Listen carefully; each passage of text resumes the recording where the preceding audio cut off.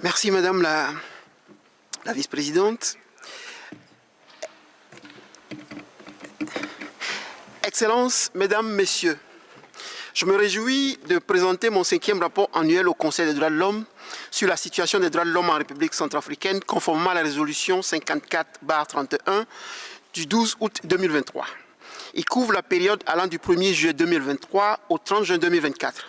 Permettez-moi de souligner et de saluer la coopération avec mon mandat des autorités centrafricaines, représentées à cette session une fois encore par le ministre d'État, ministre de la Justice, des Droits humains et de la Bonne Gouvernance, son Excellence, M. Arnaud Abazen, ainsi que l'appui dont je bénéficie de la part de la Division des droits de l'homme de la MINUSCA, notamment lors de mes 2 visites du 9 au 18 août 2023 et du 11 au 22 février 2024. Madame la vice-présidente, les violations des droits de l'homme se poursuivent en RCA, certes, suivant un rythme moins intense, mais avec tout autant de victimes. Les groupes armés de la coalition de changement CPC représentent la première menace et ont été responsables de 1575 atteintes aux droits de l'homme, ayant occasionné 2199 victimes. Les groupes armés, notamment l'UPC, dans le Haut-Mbomou et la Haute-Koto, les 3R dans l'Ouampende et la milice Azandé dans le Haut-Mbomou commettent des atteintes au droit à l'intégrité physique et mentale, au droit à la propriété, des violences sexuelles liées au conflit et des atteintes au droit à la vie. Quant aux forces de défense et de sécurité, elles ont été responsables de 1149 violations ayant touché 1932 victimes dans les préfectures de Nana Grébizi, de la Ouaka, de la Haute-Koto et de Luambolo Mpoko, y compris à Bangui. Les violations documentées portent sur les arrestations et les détentions arbitraires, les atteintes à l'intégrité physique et mentale et au droit à la propriété. Je recommande que le manuel d'opération des FDS soit profondément révisé et que le commandement soit amélioré afin d'éviter les violations commises par les acteurs étatiques.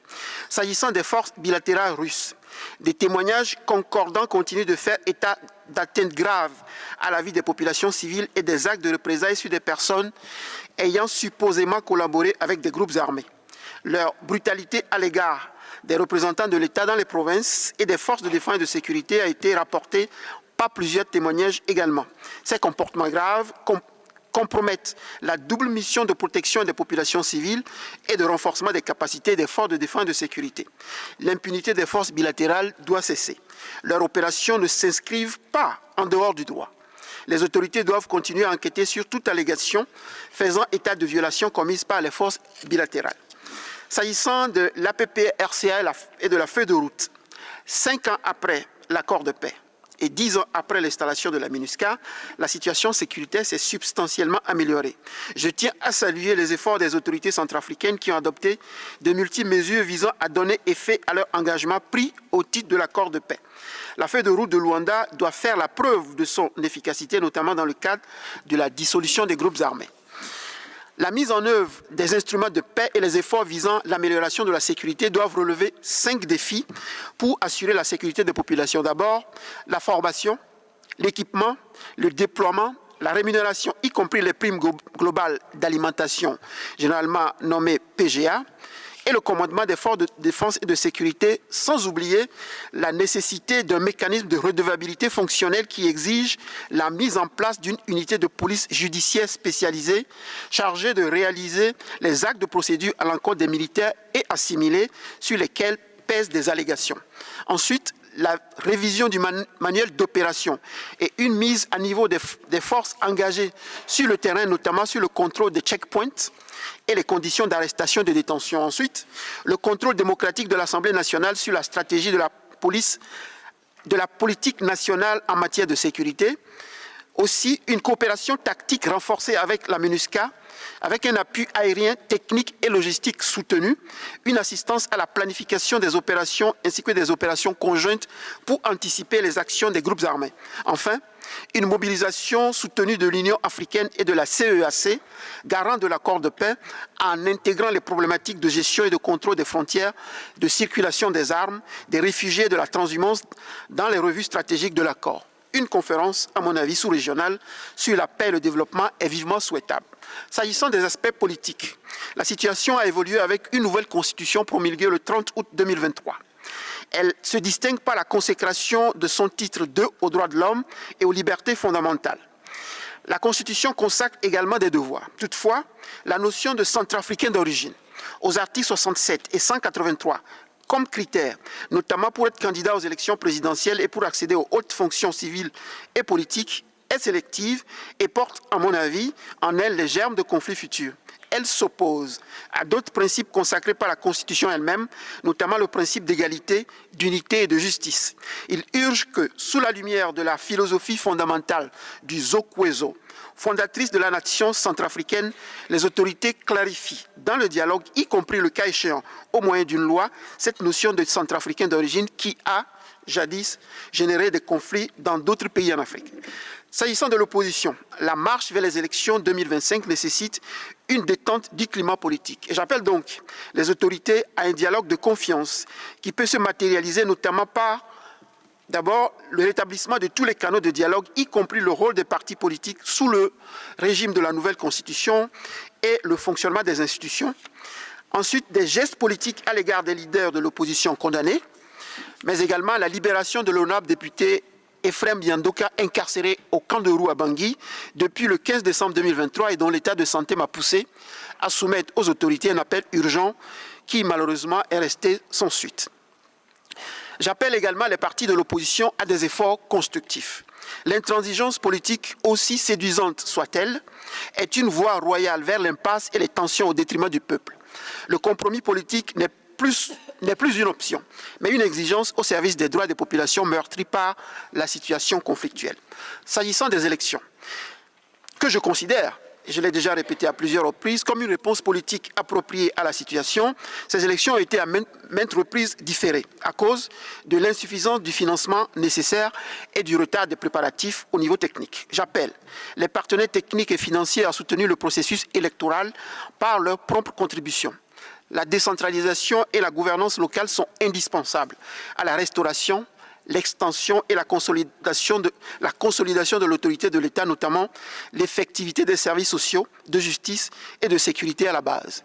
Les élections doivent être transparentes, inclusives et crédibles et assurer le respect de la loi du 24 novembre 2006 instituant la parité entre les hommes et les femmes et qui prévoit l'égalité d'accès aux mandats électoraux et aux fonctions électives et qui a imposé également un nombre égal de candidats et de candidates, ainsi qu'un quota minimal de 35% des femmes dans les instances. Ces élections doivent également servir de catalyseur et de moteur pour la mobilisation de la jeunesse dont le potentiel reste largement inexploité. S'agissant de la corruption, des efforts sont engagés pour relever le défi, notamment à travers la loi du 7 juillet 2023 portant prévention et répression de la corruption et des infractions assimilées. Toutefois, pour, je cite le chef de l'État, asseoir solidement les valeurs d'intégrité morale, de probité, d'équité, de transparence, du goût de l'effort et surtout de la lutte contre l'impunité, la corruption, selon le chef de l'État, comme si le chef de l'État s'y est engagé, il urge donc que les efforts soient intensifiés par des mesures concrètes, pratiques et courageuses. S'agissant de l'espace civique, toute société démocratique requiert des organisations de la société civile qui s'engagent en faveur de la jouissance effective des droits et demande aux autorités de rendre compte de leurs actions. La circulaire du 15 juillet 2024 appelant les organisations de la société civile à rendre dans un délai de 15 jours leur rapport d'activité 2023 en application du décret du 23 avril 2024 a été perçue par les défenseurs des droits de l'homme comme une tentative d'obstruction des opérations des ONG. J'appelle l'Assemblée nationale à accélérer l'adoption du projet de loi sur les défenseurs des droits de l'homme. S'agissant maintenant de la justice.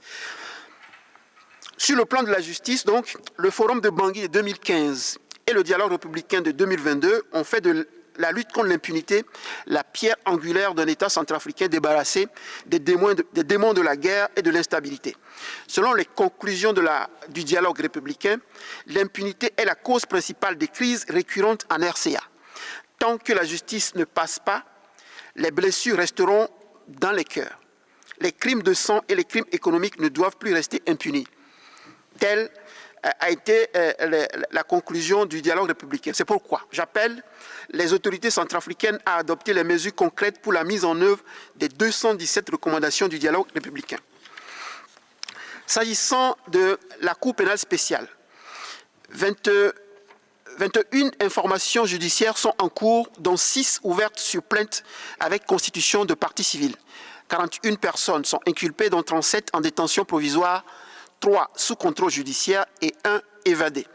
En outre, 25 mandats d'arrêt ont été émis, dont celui contre l'ex-président François Bozizé, actuellement en Guinée-Bissau. J'appelle la Guinée-Bissau, la CEDEAO, l'Union africaine, Afripol et Interpol à coopérer afin que le prévenu soit mis à la disposition de la Cour, d'autant plus que nombre d'infractions qui lui sont reprochées relèvent d'interdictions ayant le caractère de normes impératives, donc de jusqu'aux gens, comme les crimes contre l'humanité.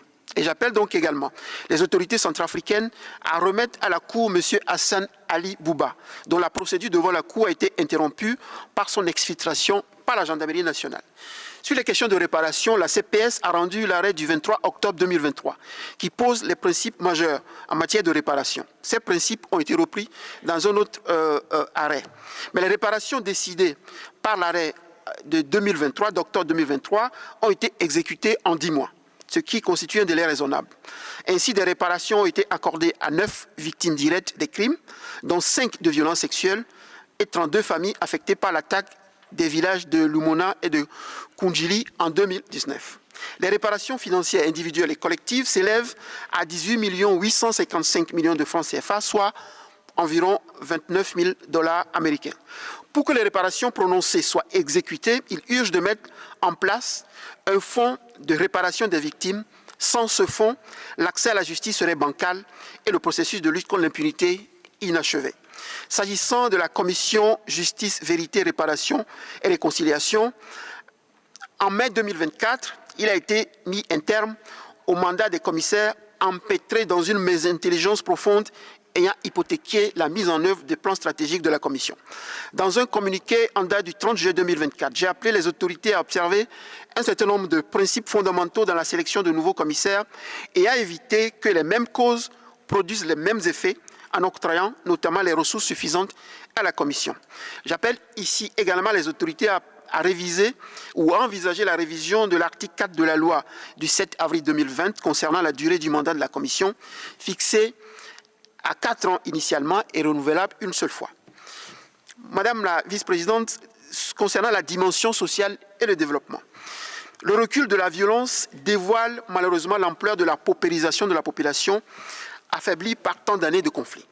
Le rapport de la Banque mondiale d'octobre 2023 sur la pauvreté en RCA dresse un tableau alarmant en soulignant notamment que la pauvreté est profonde et généralisée dans le pays et que la RCA ne dispose pas de système de protection sociale comme soupape de sécurité pour amortir les chocs.